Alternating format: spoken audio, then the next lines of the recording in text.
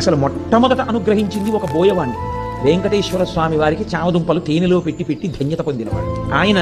ఒక రోజున చామదుంపలన్నిటినీ ఉడికించి మెత్తగా అయిపోయాయని చూసి తేనె పట్టుకొచ్చి దోణిలో పోయివే పట్టుకెడతాను వెంకటేశ్వరుడికి అన్నాడు. ఆవిడ చూసింది తేనె అయిపోయిందండి భార్య.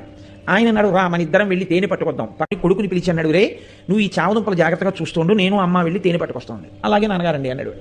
వాడు కూర్చున్నాడు. బోయవాడు భార్య పక్కన ఉన్న అరణ్యంలోకి వెళ్ళారు తేనె కోసం. చేసి తేనె పట్టుకుని వచ్చాడు ఆయన. ఆయన వెంకటేశ్వరుడితో కలిసి తింటాడు. అందుకని ఆ తేనె పట్టుకుని వచ్చే లోపల ఈ పిల్లవాడికి ఆకలిసింది. వీడికి ఏమిటి అలవాటు, నాన్నగారు రోజు అక్కడ పెట్టి తిని వస్తారు, అప్పుడే మనకి పెడతారు. కాబట్టి అక్కడికెక్కడికో వెళ్ళి పెట్టడం ఎందుకు, నాన్నగారు ఈ చెట్టేగా వెంకటేశ్వర స్వామి అంటుంటారు, కాబట్టి ఇక్కడ పెట్టేస్తే అయిపోదేంటి. ఈ పిల్లవాడు నమ్మాడు, ఉన్నాడు అక్కడ ఈశ్వరుడని. తినేశాడు చెట్టు రూపంలో ఈశ్వరుడు. తినేస్తే తండ్రి వచ్చాడు, వీడు మిగిలినవి తినేశాడు. స్వామికి పెడితే తినేచ్చుగా, తినేశాడు వాడు. తండ్రి వచ్చాడు, ఏవిరా చామదుంపలు అన్నాడు. నాన్నగారండి ఈ చెట్టులోనేగా స్వామి ఉన్నారన్నారు, మీరు రమ్మన్నాను, ఆకలేసేస్తోంది స్వామి, ఉండలేను నాన్నగారు వచ్చే వరకు, నేను తినాలంటే మీకు పెడితే కానీ తినద్దంటారు కదా నాన్నగారు, మీరు వస్తే నా స్వామి మీరు తినేద్దరు కానీ నేను తినేస్తాను, రండి స్వామి అని అడిగాను. వచ్చారు, పెట్టాను, తినేశారు.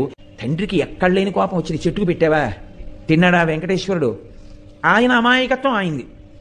ఎంత పనిచేశావురా అని ఆ చేతిలో కత్తి ఒకటి పట్టుకుని వెళ్ళాడు ఆయన. ఆ కోపంలో ఒళ్ళు తెలియకుండా కత్తి ఎత్తి పిల్లాన్ని కొట్టబోయాడు. చెట్టు రూపంలో ఉన్నాడు వెంకటేశ్వరుడిని నమ్మినటువంటి పిల్లవాడి యొక్క నమ్మకాన్ని రుజువు చేస్తూ ఇలా ఎత్తిన చేతిని చెట్టు రూపంలో ఉన్న వెంకటేశ్వరుడు పట్టుకున్నాడు.